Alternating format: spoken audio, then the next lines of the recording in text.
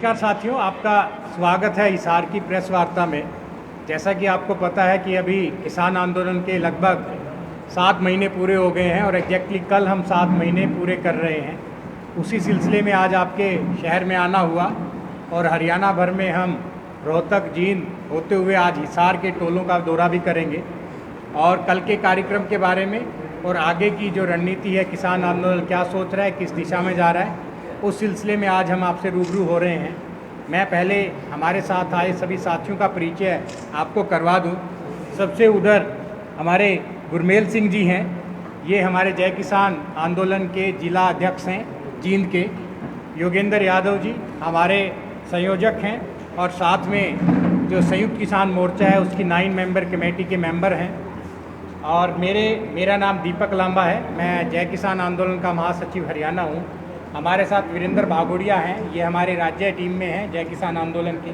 साथ में हर्षदीप जी हैं, एडवोकेट हैं और संयुक्त किसान मोर्चे की लोकल टीम के मेंबर हैं, लीगल टीम के मेंबर हैं। और साथ में हमारे स्थानीय साथी हैं वीरेंद्र नरवाल जी। तो अब मैं रामायण टोल के साथी भी हमारे साथ बैठे हैं। तो अब मैं रिक्वेस्ट करूंगा योगेंद्र जी से कि वो अपनी बातचीत करें। साथियों, कल 26 जून को एक विशेष दिन है। विशेष दिन इसलिए है कि संयुक्त किसान मोर्चा का जो आंदोलन चल रहा है, हमारा जो मोर्चा चल रहा है, उसके 7 महीने कल पूरे हो रहे हैं। जब ये आंदोलन शुरू हुआ था तो किसने सोचा था कि 7 दिन से ज़्यादा टिकेगा। जिसको लोगों ने 7 दिन नहीं सोचे थे वो 7 महीने चल दिया। विशेष दिन इसलिए भी है कि कल 26 जून को इमरजेंसी दिवस के रूप में मनाया जाता है। वैसे तकनीकी रूप से इमरजेंसी 25 तारीख को लागू हुई थी, क्योंकि रात को आधी रात से 10 मिनट पहले राष्ट्रपति के सिग्नेचर करवा लिए थे धोखे से। लेकिन देश को 26 जून को पता लगा और लोकतंत्र के जितने भी आंदोलन हैं सब 26 जून को ही इमरजेंसी दिवस के रूप में मनाते हैं। ये दिन इसलिए महत्वपूर्ण है कि किसान मोर्चा ने कल एक कॉल दिया है, खेती बचाओ लोकतंत्र बचाओ। खेती बचाओ का नारा तो आज तक दिया ही है, अब उसे बढ़ा के लोकतंत्र बचाओ का नारा भी इसमें जोड़ा गया है, जो किसान मोर्चा के एक नए चरण का संकेतक है।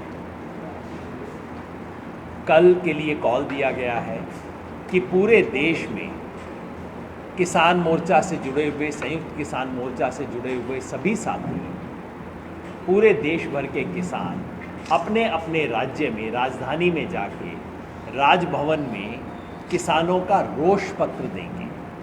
अब हम मांग पत्र नहीं दे रहे, बहुत बार दे लिया मांग पत्र। अब किसानों की तरफ से उनका रोष, उनका गुस्सा, उनका दुख, उनका क्षोभ व्यक्त करने के लिए एक पत्र कल दिया जाएगा।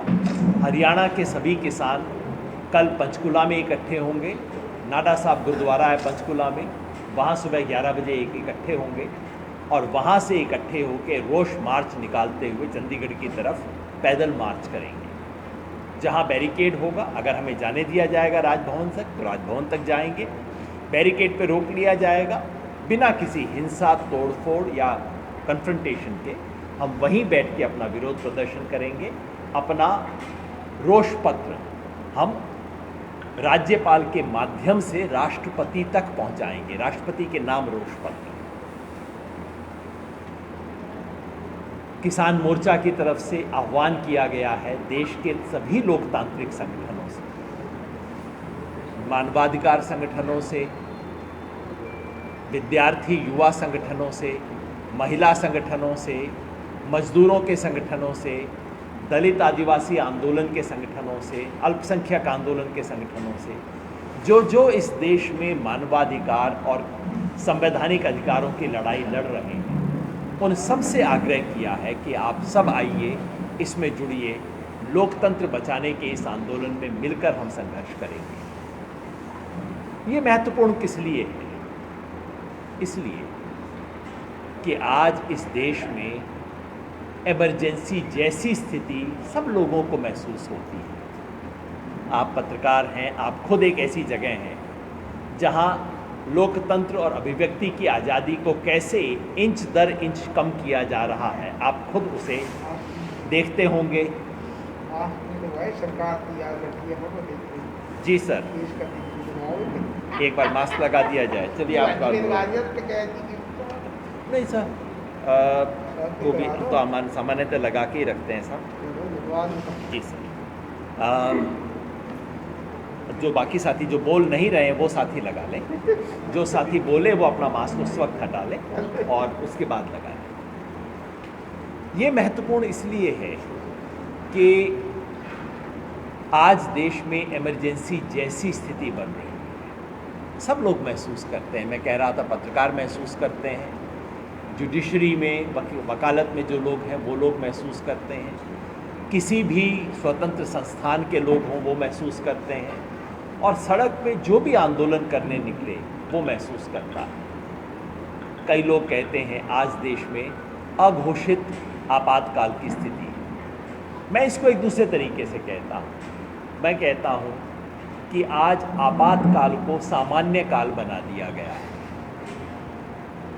क्योंकि इमरजेंसी में इंदिरा गांधी भी कम से कम दिखावा ये करती थी कि ये अपवाद की स्थिति है, कुछ समय के लिए लगाया गया है, उसके बाद वापस सामान्य स्थिति आ जाएगी, देश में लोकतंत्र बहाल हो जाएगा और देश सामान्य तरीके से चलेगा। आज की स्थिति उससे बदतर है, क्योंकि आज हमें बताया जा रहा है कि यही सामान्य स्थिति है,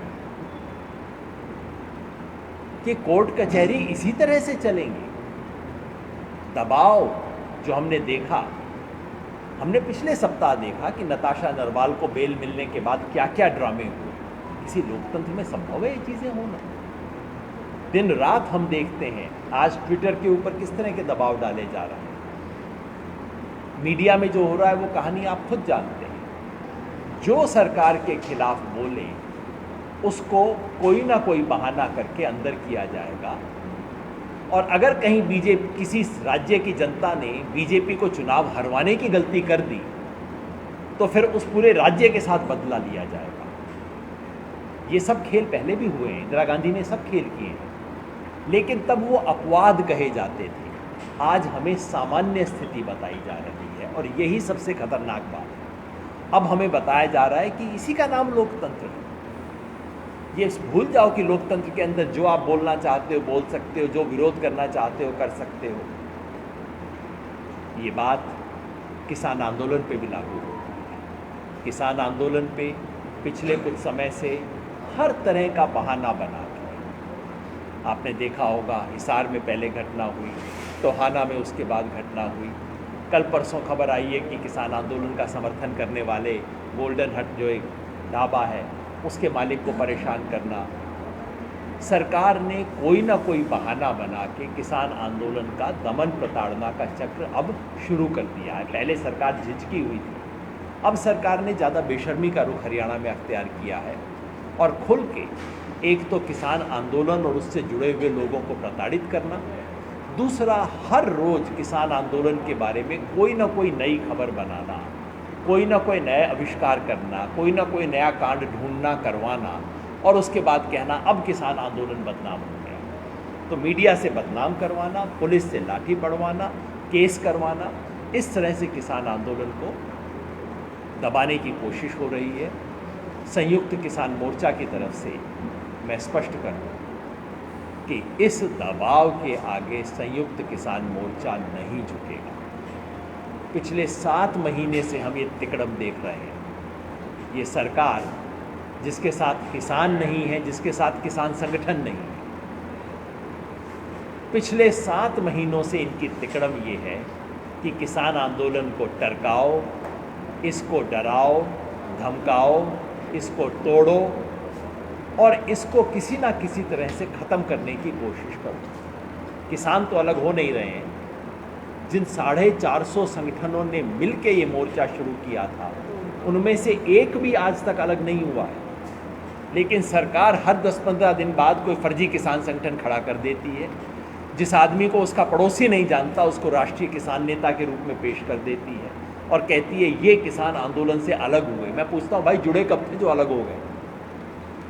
तो इस तरह की फूट पैदा करने की कोशिश, तमाम तरह की झूठी कहानियाँ बनाने की कोशिश, और अब ये है कि साहब इसमें बड़े कांड हो रहे हैं। एक युवती की दुर्भाग्यपूर्ण मौत हुई, उसके बारे में पेश किया गया कि संयुक्त किसान मोर्चा के नाक के तहत इस तरह के काम करवाए गए। लड़की के पिता ने स्वयं आके बोला कि संयुक्त किसान मोर्चा अगर मेरे साथ खड़ा ना होता तो मैं अपनी लड़की की न्याय की लड़ाई न लड़ पाता। फिर किया गया कि अब एक व्यक्ति को जिंदा जला दिया किसानों ने। सच्चाई ये थी कि जब उसने अपने आप को जिंदा जलाने की कोशिश की, किसान वहाँ से कंबल ले ले के दौड़े, उसको किसी तरह से बचाया किसानों ने, और उसने वीडियो पे बयान दिया है कि मैं परिवार से तंग आके भाई अपनी जीवन समाप्त कर रहा हूँ। कल एक और चीज़ चला दी है कि एक लड़की को किसान आंदोलन के लोग भगा के लेके गए।